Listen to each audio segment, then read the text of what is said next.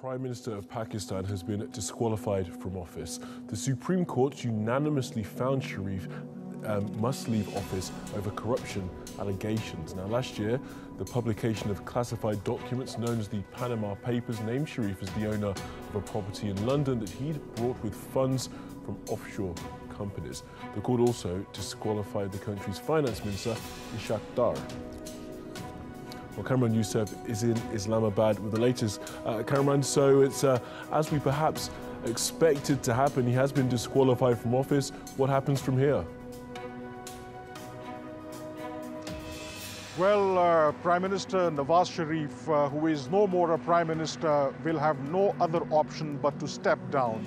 And what happens next is that his ruling party, or the Pakistan Muslim League Nawaz, still retains majority in the National Assembly. So what happens next here, now that the ruling party will have to elect someone else to replace Nawaz Sharif as Prime Minister. But certainly it is very significant development, and very few people expected that this judgment could be unanimous, because in preliminary judgment on April the 20th, only 2 judges declared Prime Minister Nawaz Sharif that he should be disqualified. But this time around, this verdict was unanimous. All the 5 judges declared that Prime Minister Nawaz Sharif is not an honest and sagacious person, and he does not fulfill the constitutional requirement, and hence he should be disqualified.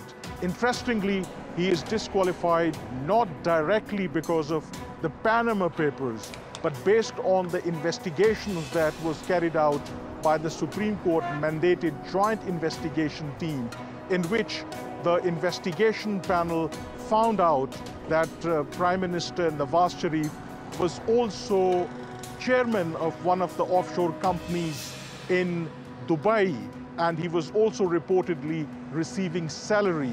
And based on that, the Supreme Court disqualified Prime Minister Nawaz Sharif, because Supreme Court ruled that in his declaration, Prime Minister Nawaz Sharif did not disclose that he was also chairman of one of the offshore companies in Dubai, and he was also receiving salary.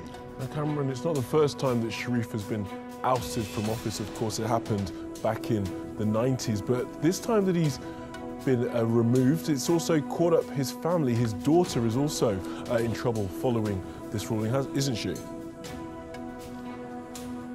Well, his entire family, in fact, is in trouble, because he has not only been disqualified, but his 2 sons, his daughter that was tipped as his possible political successor, and his son-in-law, now they will have to face criminal proceedings in the anti-corruption court, because the Supreme Court also ruled that the anti-corruption court, or the National Accountability Bureau, should file references against them within 6 weeks, and the Supreme Court itself will monitor the progress of that case. So that means that the entire Sharif family will be in the dock, and their future is certainly hangs in balance.